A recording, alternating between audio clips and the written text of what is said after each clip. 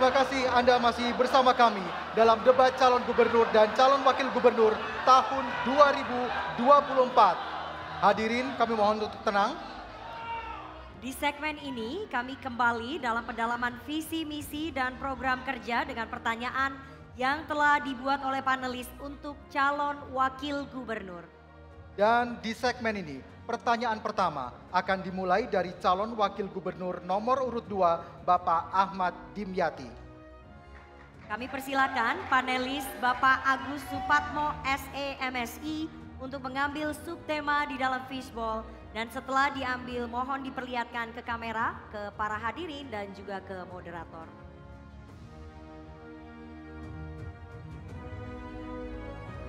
Sambil dibacakan, Pak Agus. Silakan, sambil dibacakan. Subtema tata kelola pemerintahan. Baik, sudah kita lihat bersama-sama subtema yang akan dibawakan calon wakil gubernur nomor urut 2 adalah tata kelola pemerintahan. Dan selanjutnya kami akan mengundang panelis Bapak Karyono Wibowo untuk mengambil daftar huruf dari dalam fishbowl yang sudah disediakan.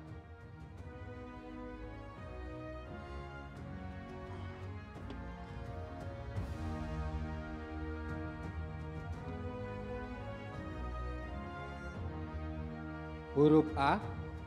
Tata kelola pemerintahan huruf A masih tersegel dan masih rahasia. Kita akan buka sama-sama. Kita bacakan pertanyaannya untuk calon wakil gubernur nomor urut 2. Keterbukaan informasi publik merupakan fondasi penting untuk mewujudkan tata kelola pemerintahan yang baik atau good governance. Transparan, akuntabel, dan mendorong partisipasi masyarakat dalam proses penetapan dan pengambilan kebijakan. Menurut Indeks Keterbukaan Informasi Publik 2023 yang dikeluarkan oleh Komisi Informasi Pusat Provinsi Banten, termasuk salah satu provinsi yang nilai keterbukaan informasinya masih sedang alias belum baik. Pertanyaannya, apa langkah-langkah nyata yang akan dilakukan untuk mengoptimalkan keterbukaan informasi sehingga mendorong terciptanya transparansi dan partisipasi masyarakat? Kami berikan waktu selama 3 menit untuk menjawab dan dimulai dari saat Anda mulai berbicara. Silakan. Bismillahirrahmanirrahim. Tata kelola pemerintahan itu artinya good corporate governance. Bagaimana mengelola pemerintahan yang baik, transparan, dan benar, adil dan merata. Maka oleh sebab itu diperlukan birokrasi yang bagus. Permasalahan-permasalahan yang ada di Banten itu permasalahan yang sebelumnya karena ada masalah, karena dari awalnya tidak transparan. Dari mulai planning, perencanaan yang tidak sesuai. Perencanaan itu bukan top down, bukan kepentingan seseorang atau kelompok atau pengusaha. Maka oleh sebab itu perencanaan harus dari bottom up, dari bawah, dari masyarakat. Apa keinginan masyarakat, apa kebutuhan masyarakat. Itu yang diperlukan. Sebetulnya masyarakat kecil keinginannya. Ingin sekolah, ingin kesehatan, semuanya itu hak masyarakat. Dan diberikan yang namanya pendidikan dan kesehatan gratis. Itu planning itu sangat penting sekali. Maka musrenbang des, musrenbang kel, musrenbang kecamatan, musrenbang kabupaten, dan musrenbang provinsi harus dikelola dengan baik secara transparan dan terbuka. Yang pertama planning. Yang kedua adalah penganggaran. Penganggaran ini sangat penting antara legislatif dan eksekutif. Lihat kepentingannya. Disitulah dikelola akhirnya menjadi APBD. Yang ketiga adalah pengadaan. Kalau pengadaan sudah kong kali kong, pengadaan sudah dimainkan, pemenangnya dia lagi. Problemnya seperti itu. Inilah yang terjadi adalah monopoli kegiatan-kegiatan dari sektor pendapatan, dari sektor pembiayaan. Lihat di Banten ini permasalahan yang terjadi. Di Banten ini monopoli yang luar biasa terjadi. Setelah pengadaan baru pelaksanaan. Kalau pelaksanaan tidak sesuai dengan planning, bagaimana jadinya pelaksanaan itu? Dari awal perencanaan sudah direkayasa, penganggaran sudah direkayasa, pengadaan sudah direkayasa, pelaksanaan tinggal sisanya. Maka oleh sebab itu pelaksanaan ini harus sesuai dengan tata kelola pemerintahan yang baik, harus sesuai dengan spek dan bestek, harus sesuai dengan rencana awal. Maka setelah pelaksanaan ada yang namanya pengawasan. Pengawasan dilakukan oleh inspektorat, harus betul-betul dilakukan secara masif, terstruktur dan sistematis. Apabila dalam pengawasan ketemu yang namanya daftar inventaris masalah, ya dan tidak yang disingkat dengan dimyati, maka oleh sebab itu saudara-saudara sekalian, kalau bermasalah tingkatkan ke penegak hukum untuk dikelola, untuk dilaksanakan supaya jerah. Demikian, mudah-mudahan informasi ini dapat mengena di hati saudara-saudara sekalian. Terima kasih. Baik, terima kasih.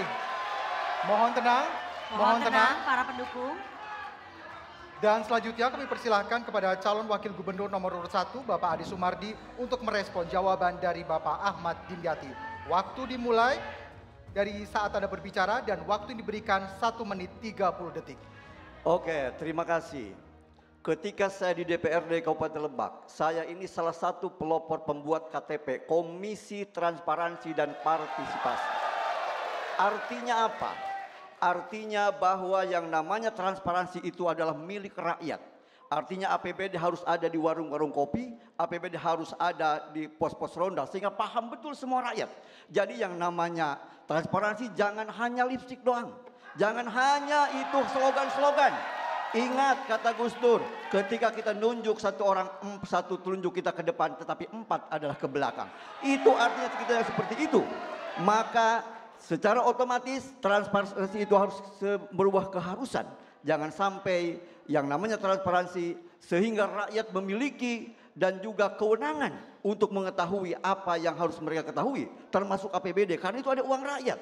Karena itu adalah hak mereka. Mereka harus tahu dari planningnya, mereka harus tahu pelaksanaannya, juga sampai kepada informasi berapa APBD kita, apa yang harus mereka rasakan, dan juga kemana. Sehingga tidak ada lagi masyarakat tidak tahu apa yang dianggarkan oleh DPR dan juga eksekutif.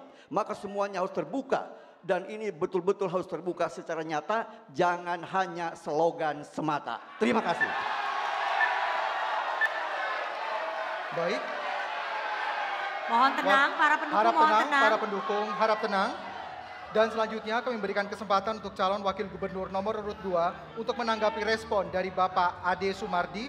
Waktu yang kami berikan 1 menit 30 detik dimulai setelah Anda berbicara. Memang tidak boleh jadi slogan semata. Maka oleh sebab itu good corporate governance itu kuncinya pribadinya. Pribadinya jangan bermasalah hukum.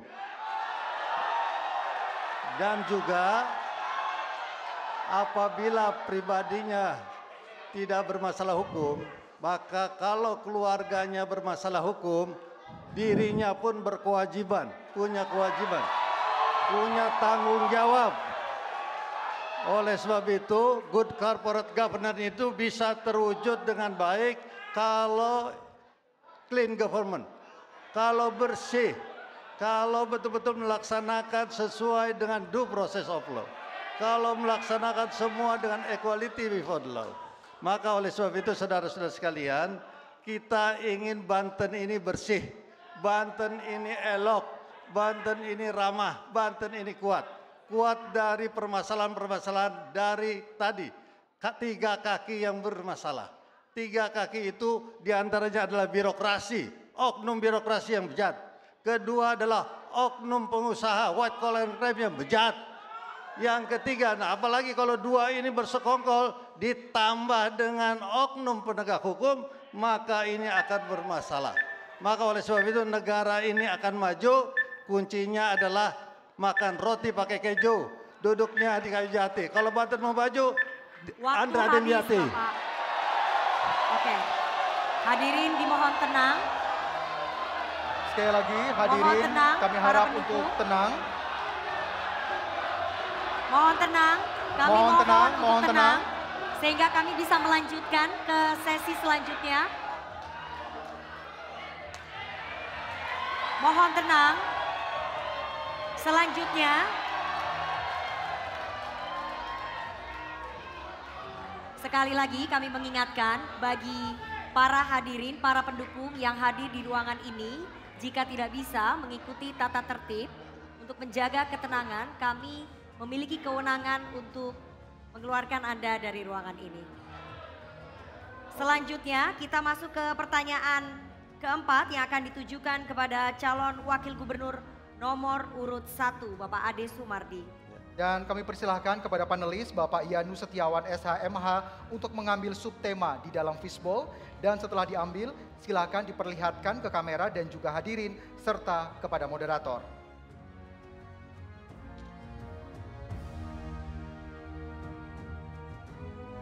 Kalian dibacakan Bapak.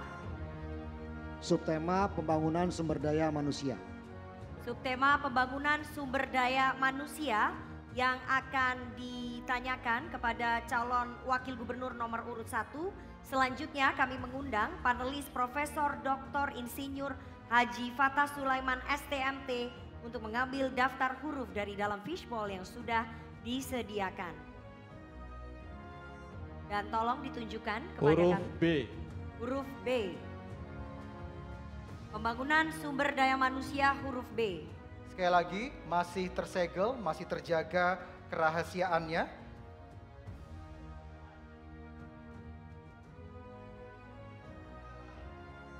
Pertanyaan untuk calon wakil gubernur nomor urut 1 Bapak Ade Sumardi. Sekali lagi pertanyaan hanya akan dibacakan satu kali dan tidak akan diulang. Beberapa daerah perkotaan seperti kota Cilegon telah menunjukkan kemajuan dalam pengelolaan sanitasi dan akses air bersih. Namun daerah pedesaan lain masih menghadapi tantangan terkait akses air bersih dan sanitasi yang layak. Dari data BPS, cakupan akses air minum layak di Banten hanya mencapai 84,21%. Sementara akses terhadap sanitasi layak berada pada angka 82%, masih belum memenuhi target nasional dan tujuan pembangunan berkelanjutan. Keterbatasan ini berdampak pada kualitas kesehatan masyarakat dan standar hidup layak secara keseluruhan. Pertanyaannya, strategi apa untuk memudahkan akses sanitasi dan air bersih yang setara serta mempercepat pencapaian target SDGs di bidang sanitasi dan air bersih? Waktu yang diberikan selama 3 menit dan dimulai saat Anda mulai berbicara. Silakan. Oke, terima kasih. Perlu kita ketahui bahwa kesehatan masyarakat itu adalah hak warga negara. Berarti di situ ada kewajiban negara. Kalau negara ini tidak memperhatikan, maka secara otomatis itu ada kezaliman. Bagaimana soal sanitasi? Maka mari kita lihat. Contoh misalkan ketika persoalan sanitasi ini masih banyak di Provinsi Banten, kita akan lihat daerah mana yang sanitasinya belum memadai. Maka di situ harus ada political will, niatan baik dari seorang pemimpin, bagaimana itu konsen untuk memperbaiki sanitasi itu. Kita ambil contoh di daerah Banten Selatan, di situ juga terlihat kita banyak sungai yang sangat luar biasa. Juga di situ merupakan potensi bagaimana ini agar kita mengatasi masalah sanitasi. Tinggal kita bagaimana pemerintah provinsi mendorong agar sanitasi itu bisa teratasi dengan sebaik-baiknya dengan potensi yang ada. Tinggal ini bagaimana politikal dari kita, niatan baik dari kita. Selain itu juga ingat bagaimana jamban komunal kita dorong, bagaimana kesehatan juga masyarakat juga kita dorong. Sehingga bukan hanya jamban tapi bagaimana juga puskesmasnya juga tingkatkan, yang awalnya ini juga bisa jadi puskesmas rawat inap. Jadi artinya bahwa semua itu kita lakukan, termasuk bagaimana juga pendidikan kepada rakyat bahwa pentingnya sanitasi, sehingga tidak ada lagi rakyat yang datang ke kebun hanya karena membuang BAB. Nggak bisa Pak, ini harus bagaimana kita melakukan hal seperti itu. Ini real dan nyata, dan kami sudah 1.500 desa yang kami kunjungi. Keluhannya itu sangat luar biasa Pak. Kami tahu persis apa yang kami lakukan. Jadi kami ngomong di sini, kami bicara di sini, ini bukan ngarang. Tapi kami ini adalah sesuai dengan temuan-temuan kami di lapangan. Ibu Arin sudah sekian ribu desa. Saya juga sama, sudah sekian ratus desa saya kunjungi. Tetapi artinya bahwa Airin Ade ini punya solusi bagaimana untuk mengatasi masalah ini. Artinya bahwa kita bukan ngarang, apapun yang kita lakukan ini adalah kasustik. Dan ini ada problematika yang ada di lapangan. Makanya Airin Ade akan menyelesaikan persoalan-persoalan rakyat Banten. Serahkan kepada kami. Terima kasih. Baik, Waktunya masih ada waktu. panjang. Jika ingin ditambahkan. Cukup? Waktunya masih Cukup. panjang. Baik, Cukup. terima kasih. Dan selanjutnya kepada calon wakil gubernur nomor urut 2, Bapak Ahmad Dimyati, kami persilahkan untuk merespon jawaban dari Bapak Ade Sumardi. Waktu yang kami berikan 1 menit 30 detik dimulai saat Anda berbicara. Dalam menghadapi Millennium Development Goals, MDGs, diperlukan Human Resource Development, sumber daya manusia yang handal. Maka oleh sebab itu sumber daya manusia yang handal ini harus dimulai dari pendidikan. Pendidikan itu sangat penting sekali. Maka oleh sebab itu saudara-saudara sekalian, semua harus bagaimana lingkungan kita juga bagus. Maka saudara-saudara sekalian, pemerintah di situ harus hadir. Negara harus hadir berdasarkan pasal 28 konstitusi kita. Bahwa hak hidup masyarakat, hak mendapatkan pendidikan, hak mendapatkan kesehatan, itu harus diterima oleh rakyat masyarakat. Bagaimana rakyat masyarakat bisa gratis kalau daerahnya korupsi, kalau daerahnya bermasalah. Maka oleh sebab itu saudara-saudara sekalian, daerah-daerah yang ketimpangan seperti Pandeglang, Lebak dan sekitarnya itu perlu dukungan Provinsi Banten. Insya Allah dengan hadirnya Provinsi Banten, dengan pemerintahan yang baik, dengan good corporate governance, maka dengan sendirinya daerah-daerah itu akan setara, akan adil dan merata. Ini harapannya. Mudah-mudahan ke depan Banten akan lebih baik lagi, Banten akan bahagia dan lapangan pekerjaan orang Banten tidak ada lagi yang menganggur dengan kepemimpinan Andra Dimyati. Demikian, terima kasih. Baik, selanjutnya kami berikan kesempatan kepada calon wakil gubernur nomor urut 1 untuk merespon jawaban dari calon wakil gubernur nomor urut 2. Waktunya 1 menit 30 detik dari mulai Anda berbicara. Terima kasih. Edukasi kepada rakyat itu adalah hal yang mutlak harus dilakukan. Kita punya perangkat yang sudah ada, tinggal bagaimana kita memungsikannya. Saya ambil contoh. Bagaimana itu ibu-ibu PKK dari mulai provinsi, kabupaten sampai desa kita gerakan. Bagaimana posyandu juga kita gerakan, bagaimana bidan juga kita gerakan, sehingga semua ini memberikan edukasi kepada rakyat. Ditambah juga kita dorong dengan anggaran, membuatkan MCK komunal dan sebagainya, sehingga dengan sendirinya rakyat akan paham dan ngerti tentang kesehatan. Dan saya kira kalau soal pendidikan gratis, wong sekarang SMA udah gratis negeri. Ya, negeri itu sudah gratis. Negeri sudah gratis, yang belum gratis itu adalah swasta. Makanya swastanya kita subsidi. Maka untuk itu sampai bagaimana juga kita memberikan juga beasiswa kepada siapa? Beasiswa kepada pondok-pondok pesantren juga kita lakukan seperti itu. Jadi semuanya soal pendidikan emang sesuatu yang memang harus kita lakukan dari mulai pendidikan formal dan juga sampai pendidikan pondok-pondok pesantren. Semuanya itu akan kita lakukan sehingga Banten menjadi tamannya ulama. Insya Allah itu akan terkabul. Terima kasih doanya. Terima kasih. Baik, Baik, waktunya waktu masih ada, masih ada. Bapak ingin menambahkan? Cukup. Cukup. Baik, terima kasih untuk kedua calon wakil gubernur atas jawaban, respon, dan tanggapan yang diberikan. Dan untuk itu hadirin sekalian, mari kita berikan tepuk tangan yang paling meriah untuk kedua calon wakil gubernur Provinsi Banten tahun 2024. Hadirin dan pemirsa Trans TV, kita akan jeda terlebih dahulu dan kami akan kembali di segmen tanya jawab antara calon pemimpin daerah Provinsi Banten. Tetaplah bersama kami di debat calon gubernur dan calon wakil gubernur Provinsi Banten tahun 2024.